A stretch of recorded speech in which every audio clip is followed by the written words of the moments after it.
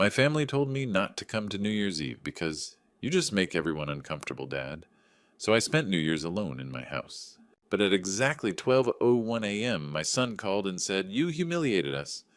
My daughter screamed, "We're going to sue you for defamation." I had been silent for too long, but it was time for the truth to come out. Quick question before we continue. Where are you watching this from? Comment your location below. Because what happened to me that night, that phone call at 12:01, it changed everything. And I need to know this message is reaching people who need to hear it.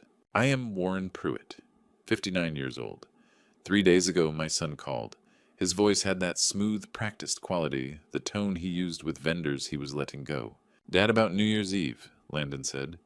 "It's really more of a professional networking event this year. High-stakes clients. You'd probably be more comfortable at home." I understood what he meant. At 59, I'd become an inconvenience, an embarrassment. "I see," I said. "I knew you'd understand." Relief flooded his voice. I hung up, sat in my kitchen in Edina, staring at the calendar. December 28th, 3 days until their perfect party.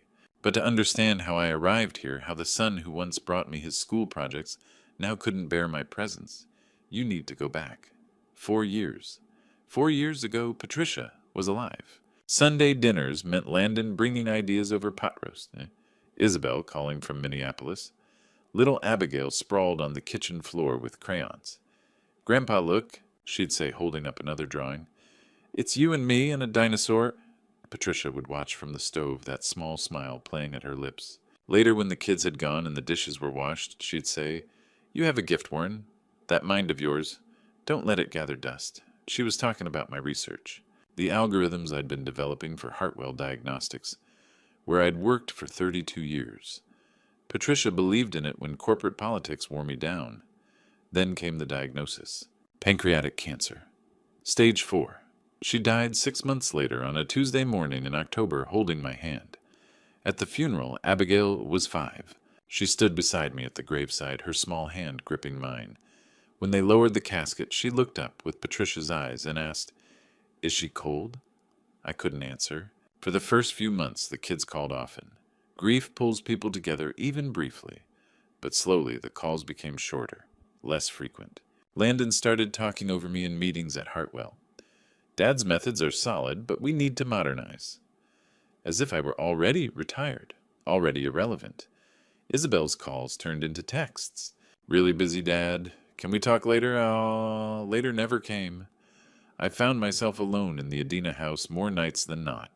Patricia's reading glasses still sat on her nightstand. I couldn't move them. Her garden outside grew wild. I didn't have the heart to tend it. When Patricia died, something in them died too. Or maybe it just revealed what was already there.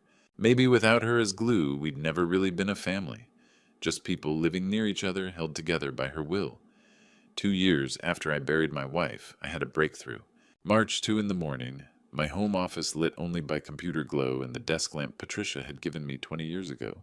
I'd been working on an algorithm for months, artificial intelligence, to analyze diagnostic imaging.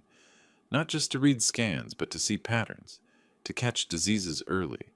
Diseases that killed people before doctors knew what to look for. Diseases like the one that took Patricia. The code clicked into place. I sat back staring at the screen. Patricia's photo watched from the corner of my desk. Her smile, forever 47. "This is it," I whispered. "This is what you believed I could do." For the first time in 2 years, I felt something other than hollow ache. I felt purpose. I reached for my phone, called Landon. Late, but this couldn't wait. "Dad, it's 2 in the morning," he answered groggy. "I know, but I've had a breakthrough. A real one. This algorithm, it could save thousands of lives." Pause. His voice sharpened. "Tell me more." I did. I told him everything. I had no idea that this algorithm, born from grief and late nights and desperate hope, would cost me everything I had left. That call with Landon, the one at 2 in the morning, changed everything. This algorithm could save thousands of lives. I had no idea it would cost me my family. The breakthrough was real, but it needed validation. I reached out to Dr. Beverly Houghton at the University of Minnesota. We'd crossed paths at conferences over the years. Her work on neural networks was brilliant, meticulous. We met at a coffee shop near campus on a gray March afternoon.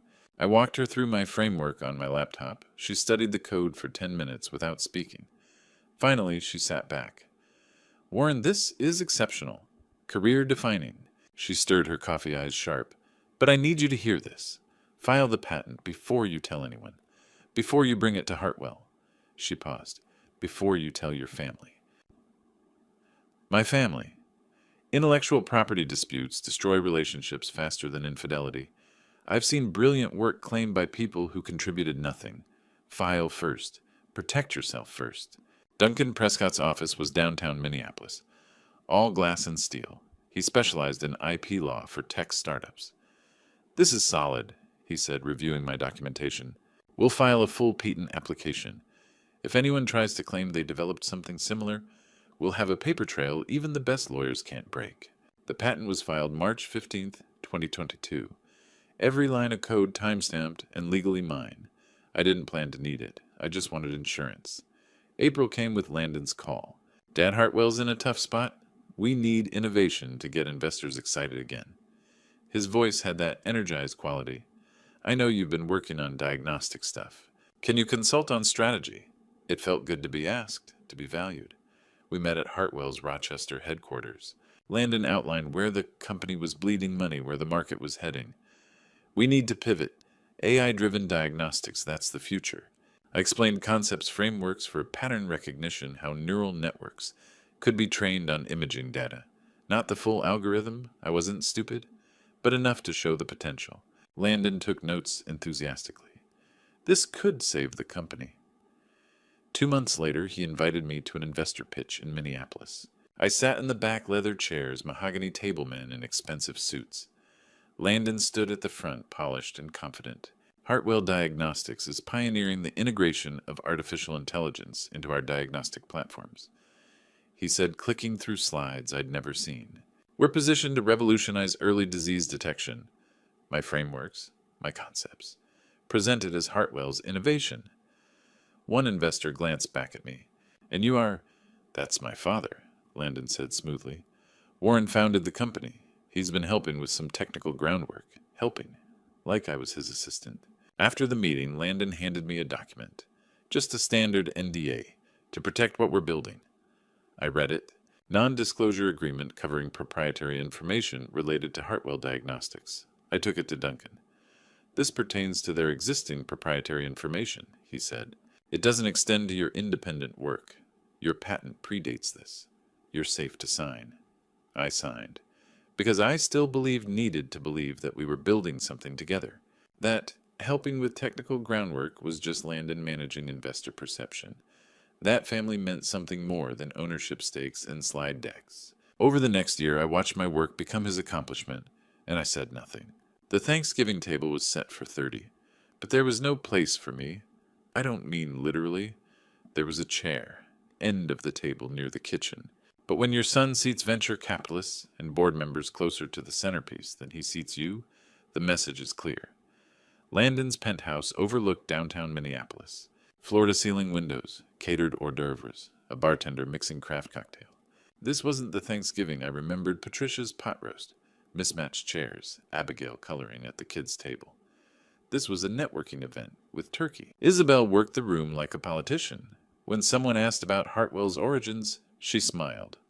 Our father, he founded Hartwell years ago, back when diagnostics was all analog. Years ago, as if I were a relic, as if 32 years of work could be summarized as analog. Landon stood at the head of the table, wine glass raised. I want to thank everyone for believing in our vision. The innovations we're leading in AI-driven diagnostics are going to change healthcare. Our vision, our innovations. I watched him describe my algorithm, the one I'd filed a patent for 8 months earlier, as if it had emerged from a boardroom brainstorming session. A woman in a tailored suit turned to me. Mr. Pruitt, you must be so proud. What's it like watching your son take the company into the future? Before I could answer, Landon cut in. Dad's methods were very traditional. We've modernized the approach, brought in younger talent, faster processes. He smiled. The room smiled with him. I was 59 years old, and my son had just called me obsolete, in front of 30 people. Abigail tugged my sleeve. 7 years old, Patricia's eyes. Grandpa, Why do you look sad? I left before dessert. 6 months later, Landon called. Come to the office. Not Dad. Not, can we talk? Just come to the office. The conference room in Rochester was all glass and steel. Landon sat at the head. Isabel beside him, laptop, open arms crossed. I took the chair across from them. It felt like a deposition. The company's struggling, Landon said. Investors are pulling back. We need the full algorithm, all of it. I kept my voice steady. I gave you the framework. The rest is mine. Dad. Isabel's tone was sharp, impatient. You signed an NDA. Everything you worked on while consulting for Hartwell belongs to Hartwell. The NDA covers proprietary information I was exposed to, not my independent work, not my patent. Landon leaned forward. We're family. You built this company. Don't you want to see it succeed? I do.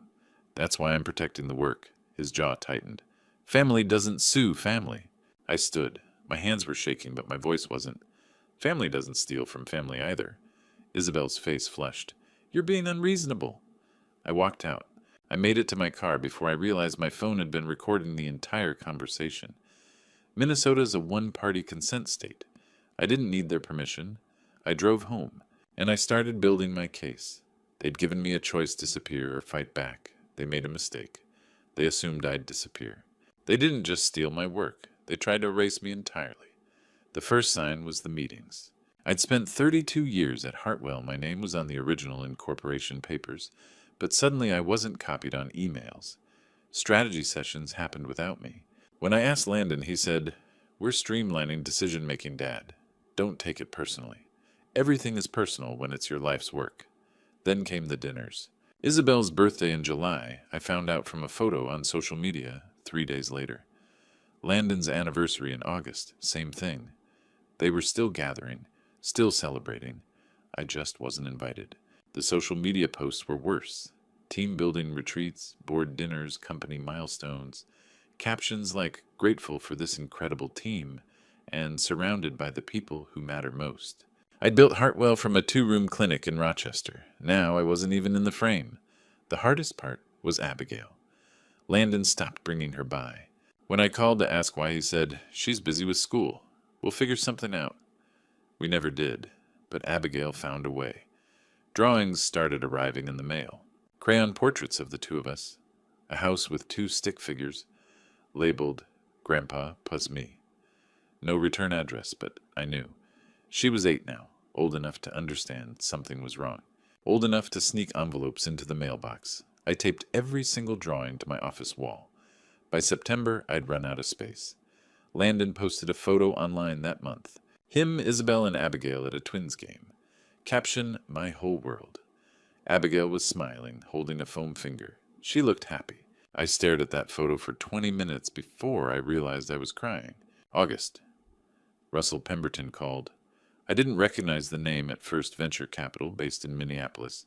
He said, I think you should see this. He emailed me a pitch deck. 23 slides. Hartwell Diagnostics' proprietary AI framework. Except it wasn't Hartwell's. It was mine. Word for word, diagram for diagram. Landon had pitched it to 3 VC firms in August of 2023, 5 months after I'd filed my patent. I pulled up my patent filing. March 15th, 2022. I laid the documents side by side. Identical. I called Dr. Houghton. She came over that night, read through everything, and said, Warren, silence protects abusers, even when they're your children. That's when I stopped being quiet. September. Colin and Lauren, 2 researchers I'd mentored at the University of Minnesota, agreed to co-found a new company with me. We called it Neural Diagnostics. We filed for IPO in October. Target launch January 1st, 2025. Midnight. November. Amanda Grayson from Forbes reached out. Someone had tipped her off. Maybe Russell, maybe someone else. I met her at a coffee shop in Stillwater. Brought everything. Patents. Emails. Recordings from the June confrontation. Russell's pitch deck. Dr. Houghton's corroboration. Amanda took notes for 2 hours. Finally she looked up. This is going to be big. National coverage. But we'll embargo it until midnight on New Year's. Your family won't know until the whole world knows. I nodded. Good. She studied me. You're sure once this is public, there's no going back? They already took everything. I'm just taking the truth back. December came, and with it the final insult. I wasn't building a lawsuit, I was building a reckoning. The text came on December 3rd. Just immediate family this year. Isabel. No "Hi, Dad." No phone call. Just 8 words that erased me from Christmas. I stared at my phone for a long time before I typed back. I am your family. 3 dots appeared. Disappeared. Appeared again. Then, you know what I mean. Maybe next year. Maybe next year. I looked at the calendar on my kitchen wall. 22 days until Christmas. Last year was the first without Patricia. I'd hosted badly. Burned the ham, forgot the cranberry sauce, served store-bought rolls that tasted like cardboard. But Abigail had loved it. She'd made me a construction paper star for the tree, covered it in glitter that I was still finding in the carpet months later. Told me it was the best Christmas ever because Grandpa tried really hard. This year I wasn't invited. There was a drawing on my refrigerator. Abigail had mailed it in September. 3 stick figures under a triangle tree. Labels in careful second-grade handwriting, me plus Grandpa plus Christmas tree. She'd drawn it 4 months ago. Still hoping we'd be together? I took the drawing down, folded it carefully along the creases. Put it in my desk drawer with the others. 23 drawings now all hidden away like secrets. December 3rd to 27th. 24 days of watching from the outside. Landon posted photos online. Their company Christmas party at some downtown venue with champagne towers and string quartets. Grateful to celebrate with the people who make it all possible. Abigail was in one of the shots wearing a red velvet dress, holding a gingerbread cookie bigger than her hand. She looked older, taller. I hadn't seen her in person since June. I met with Duncan on the 14th. He'd reviewed everything one last time. Patents, emails, recordings, Russell's pitch deck, Dr. Houghton's affidavit. 247 pages of documentation.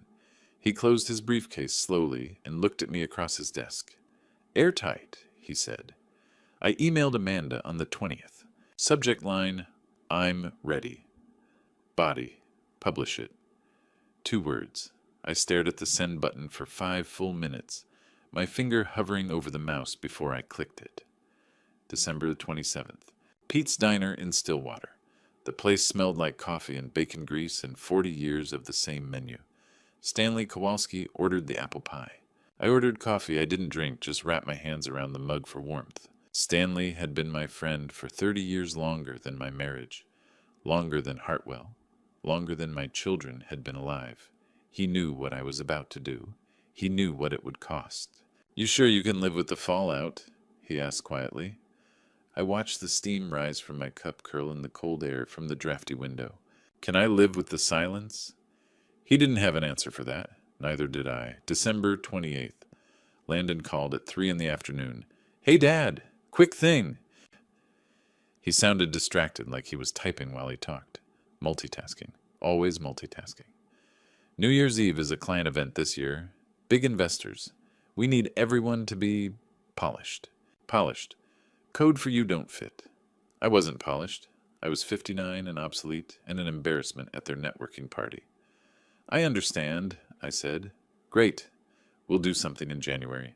Just us? Family dinner or something? Sure. Enjoy the party. He hung up. Didn't say goodbye. Didn't say, I love you. Didn't say I'm sorry. Just hung up. I walked through the house that night. Slow. 1 room at a time, like I was saying goodbye. The living room photos of Landon and Isabel as kids. Gap-toothed smiles and scraped knees in Little League uniforms. Landon's college graduation, Isabel's wedding, smiling faces I didn't recognize anymore. The office Abigail's drawings taped wall to wall, a gallery of crayon love. Bright suns and lopsided hearts and stick figure families. The bedroom Patricia's reading glasses still on the nightstand where she'd left them 4 years ago. I hadn't moved them, couldn't. The study my patent certificate in a simple black frame. March 15th, 2022. The day I'd protected my life's work from my own children. I stopped in front of Patricia's photo on my desk, taken in the garden summer of 2019. She was holding tomatoes, laughing at something I'd said. I couldn't remember what anymore. I don't know if this is right, I told her, but I'm done being erased. The clock on the wall read 9:47 p.m. 3 days until the truth. December 31st, New Year's Eve, the last day of the lie. I had 17 minutes until midnight. 17 minutes to decide whether to destroy my family or save myself. Landon's party was happening across town. Some rooftop venue in downtown Minneapolis, champagne towers, string lights, a DJ. 300 people networking their way into the new year. I was in Adena, in the house Patricia and I bought in 1987. Lights off except for my laptop on the kitchen table. TV muted, showing Times Square. The house was quiet but full of purpose. The Forbes article was ready. The IPO live, waiting for 12:01. Amanda had sent the preview link. The headline, Tech Founder Accuses Son of Stealing Patented AI Framework. My name, Landon's name. Patents, emails, recordings, all time-stamped and verified. One click to pull it back. One email, stop. 11:15. I put my cursor over the delete button. My hand shook. Was I fixing something or breaking more? I thought about Tyler, the young researcher at Hartwell, worried about his job, kid on the way. If Hartwell collapsed, what happened to him? To 240 employees who had nothing to do with Landon's lies? I almost stopped. Almost sent the email. I looked at Patricia's photo. She didn't have an answer. Just that smile, frozen in 2019, holding tomatoes in a garden that didn't exist anymore. 11:30. My phone buzzed. Landon! I almost didn't answer. Then I heard the voice. Small. Nervous. Grandpa. Abigail. My throat closed. Hey, sweetheart. I miss you. Her voice cracked. I wanted to call. To say Happy New Year. I wish I could hug you. I closed my eyes. Pressed the phone to my ear. I miss you too, baby. I made you a drawing. A big one. It's you and me at the park. Mom said I couldn't mail it, but I'm going to anyway when she's not looking. Background noise, music, voices, someone laughing. Then another voice, sharp. Abigail, who are you talking to? Celeste, Landon's wife, Abigail whispered fast. I have to go. I love you, Grandpa. I love you. The line went dead. I sat there, tears running down my face. She'd snuck away from a New Year's Eve party just to tell me she missed me. 11:43.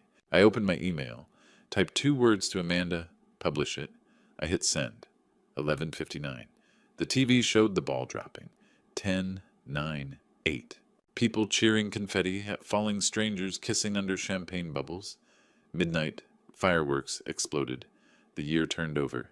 2025. 12:01. My phone lit up. Emails, texts, notifications pouring in. The Forbes article was live. The IPO public. Neural diagnostics valued at $2.5 billion. The truth was out. 12:03. My phone rang. Landon, I answered. Dad, what the hell did you do? His voice was raw, panicked. The party was collapsing behind him. Music still playing, but people shouting now. I kept my voice steady. I documented the truth. You humiliated us on New Year's Eve in front of everyone. If the truth humiliates you, Landon, ask yourself why. Muffled sounds, shouting, then Isabel's voice, sharp and furious. We're going to sue you for defamation. You've destroyed us. Duncan reviewed everything. You don't have a case. You're a selfish, bitter old man. She spat. The line went dead. They'd hung up on me. I sat in the dark phone glowing in my hand. It was done. The truth was out. And there was no taking it back. By 1 a.m., my phone had 53 missed calls. By 2 a.m., 247 text messages. I'd stopped answering after Landon hung up on me, after Isabel called me a selfish old man, after I realized there was nothing left to say. The Forbes article was everywhere, top of their homepage, shared 20,000 times in the first hour. By morning, the hashtag was trending nationwide. Diagnostic justice. People I'd never met were picking sides, dissecting patents, calling for investigations. The internet doesn't sleep, and it doesn't forgive. Some of the messages were kind. Dr. Houghton. Brave. Patricia would be proud. Colin. Bloomberg wants an interview. Lauren Neural Diagnostics. IPO. Already at $2.7 billion. Strangers. You gave me courage. Thank you for proving patents matter. This is what integrity looks like. Others weren't. You destroyed your son out of spite. Family comes first? Always. Bitter old man who couldn't let his kids succeed. I turned my phone off at 3 a.m. Lay in bed staring at the ceiling until the sun came up. January 2nd, 10th a.m. Landon held a press conference. I watched it live on my laptop, coffee going cold in my hand. He looked terrible. Tie crooked, eyes red and swollen, voice shaking. A reporter asked about the patent timeline. March 2022 versus August 2023. Landon stammered. Tried to pivot, said something about collaborative family development and shared intellectual property. Another reporter cut in. Mr. Pruitt, did you attempt to sell your father's algorithm to venture capital firms 5 months after he filed his patent? Landon froze, looked at someone off camera, then walked off the stage. The clip went viral by noon. 4 p.m. Hartwell's board of directors held an emergency meeting. Marilyn Buckley, the board chair, released a statement an hour later. Landon Pruitt suspended pending independent investigation. Effective immediately. January 3rd. Russell Pemberton sent his complete file to Forbes. Every email, every pitch deck, every investor meeting where Landon had tried to sell my algorithm as Hartwell's proprietary framework. Amanda published a follow-up piece. Son attempted to sell father's patented IP to multiple firms before claiming family ownership. It was worse than I'd thought, worse than I'd let myself believe. January 4th. Cleveland Clinic terminated their $18 million partnership with Hartwell Diagnostics. The press release cited ethical concerns and leadership instability. By market close, Hartwell's stock had dropped 31%. Trading was halted twice. That's when the messages from employees started coming in. Tyler Jameson, the young researcher who'd sent me a quiet note of support back in November. Mr. Pruitt, I have 2 kids and a mortgage. I know this isn't your fault, but I'm terrified. Half the lab is getting laid off.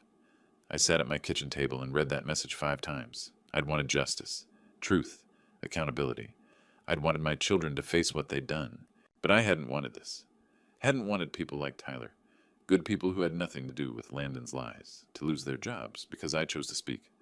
I wrote him back immediately, offered a reference letter, gave him Collins and Lauren's contact information, told him Neural Diagnostics was hiring, told him I was sorry. But sorry doesn't pay rent. Sorry doesn't feed 2 kids. The damage was spreading far beyond Landon and Isabel, and I had to live with that. Victory tasted like ash when I thought about people losing their livelihoods because The text came at 2:47 in the morning. 3 words.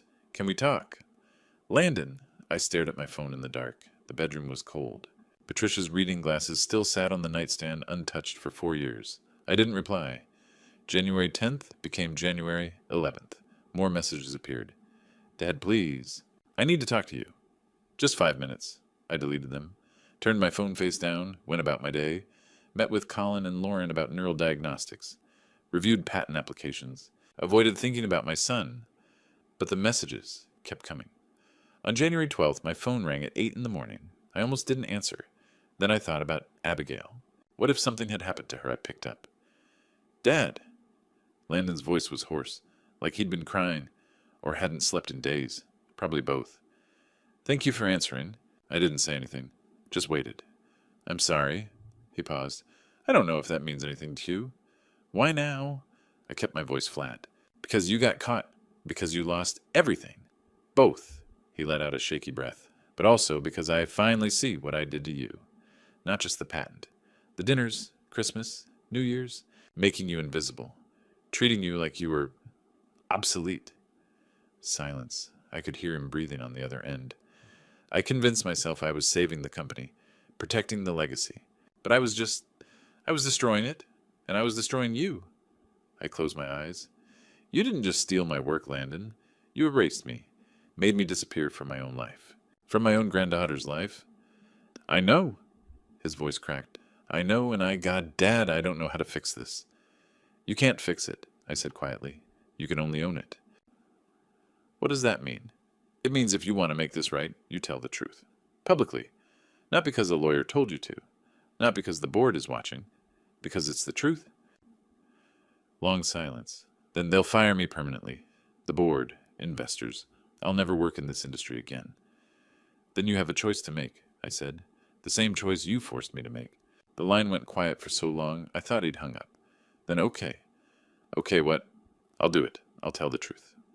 I didn't say, I'm proud of you. I didn't say, I forgive you. I just said, good. We hung up. 3 days later, January 15th, Landon posted a statement online. Public, professional network, personal account, everywhere. I read it on my laptop coffee going cold beside me. He'd written it himself, I could tell.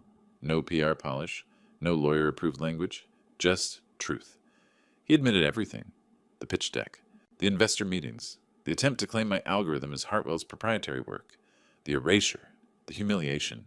He took full responsibility, announced his resignation from all positions. Permanent, no conditions. The comments section exploded. Some supportive, some vicious. Too little too late. At least he owned it. PR stunt. Integrity is doing the right thing even when it costs you everything. I sat there for a long time staring at the screen. Then I sent Landon a private message. 4 words, it's a start. Not I forgive you. Not we're okay now. Just, it's a start. Healing doesn't look like reconciliation. It looks like boundaries. It looks like truth, without guarantees. I'd told the truth. Landon had admitted his lies, but that didn't mean we were family again. 1 year later, I spent New Year's Eve differently. I wasn't alone. February 2025. I gave the keynote at the Medical Innovation Conference in Chicago. Ageism in Tech. Intellectual property. Protection. Why documentation matters. I spoke about patents, about silence, about the cost of speaking up and staying quiet. When I finished, 2,000 people stood. Applause echoed off the walls. Messages poured in afterward. You gave me permission to stand up for myself. I'm filing my patent tomorrow. Thank you for proving age doesn't mean obsolete. I saved everyone. March. Neural Diagnostics announced a $60 million partnership with Cleveland Clinic. Dr. Clifford Manning called personally. This technology is going to save lives, Warren. That's what matters. Not the noise. Lives. He was right. April. Landon and I met for coffee. Stillwater Diner. Same place Stanley and I had sat 10 months earlier. We talked for an hour. It wasn't warm. It wasn't easy. But it was honest. He'd started therapy. Working with a startup in Boston, entry-level rebuilding, he asked about Abigail, asked if I'd be willing to see her. I said yes. Not for him. For her. Summer. Fall. Neural Diagnostics grew. Colin and Lauren hired 50 researchers. Tyler Jameson was one of them. He shook my hand in the hallway. Thank you. Just that. December 31st, 2025. 1 year later. I wasn't at a rooftop party in Minneapolis. I wasn't sitting alone in Adena staring at a laptop finger, hovering over a button that would change everything. I was at my house, but it was full. Colin, Lauren, Dr. Hooten, Stanley, Duncan, Amanda the Forbes journalist who'd taken my story seriously. We raised glasses at 11:58, 2 minutes to midnight. To second chances, Colin said. To truth? Lauren added. Stanley looked at me. To the family we choose. I looked around. These people saw me. Actually saw me. Not as outdated or embarrassing or dead weight. As Warren. As someone who mattered. A year ago I'd been alone. Uninvited. Invisible. Tonight I was surrounded. I'd lost my children. I'd found my voice. I'd lost my family. I'd found my people. Both things were true. Both hurt. Both healed. Midnight struck. Fireworks in the distance. Cheers on TV. We clinked glasses. I felt it. Not happiness exactly, but peace. The kind that comes from doing the right thing even when it costs everything. My phone buzzed. 12:14 a.m. Email notification. Subject, can I call you? Sender Abigail Pruitt. My hands shook.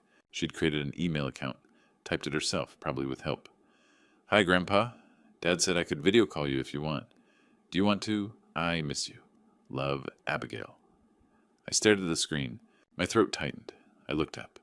Everyone was watching. It's Abigail, I said quietly. She wants to call. Dr. Houghton smiled.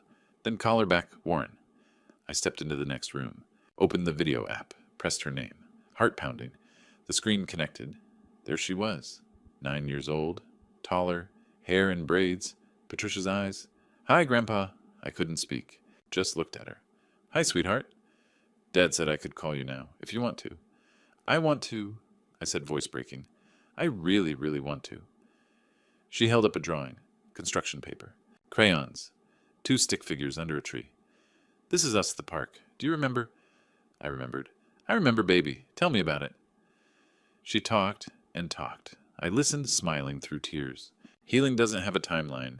It doesn't promise happy endings, but it starts with truth. And sometimes, if you're very lucky, it starts with a video call from someone who never stopped loving you. Looking back, this grandpa's story isn't just about patents or betrayal. It's about what happens when you stay silent too long. Don't be like me. Don't wait until you're erased to start documenting. Don't convince yourself that family loyalty means accepting lies. God gave us the truth for a reason to protect us, to free us even when it hurts. I learned 3 things the hard way. First, document everything, every email, every conversation. Your work deserves protection, and God sees the truth even when others choose blindness. Second, set boundaries early. I waited too long. I let my children treat me as invisible because I feared losing them. I lost them anyway, but on their terms, not mine. Third, speak up. Silence doesn't keep peace. It just lets injustice grow.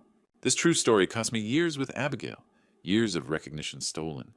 But God works in mysterious ways. Through pain, I found my voice. Through loss, I found my people. If you're reading this true story and see yourself, the parent dismissed the founder, overlooked the expert, told you're obsolete, hear me, you are not too old. You're not obsolete. Your contributions matter. Like many grandpa stories, mine is a warning. This true story proves that grandpa stories remind us integrity costs something, but silence costs more. Don't wait for a midnight reckoning to claim what's yours. Don't let fear keep you small. Now, I want to hear your story. Have you ever chosen between family peace and personal truth? Have you been made invisible by those who should see you most? Leave a comment below. Share this with someone who needs it. Subscribe for more true stories that remind us why speaking up matters, even when it costs everything. Your voice matters. Use it.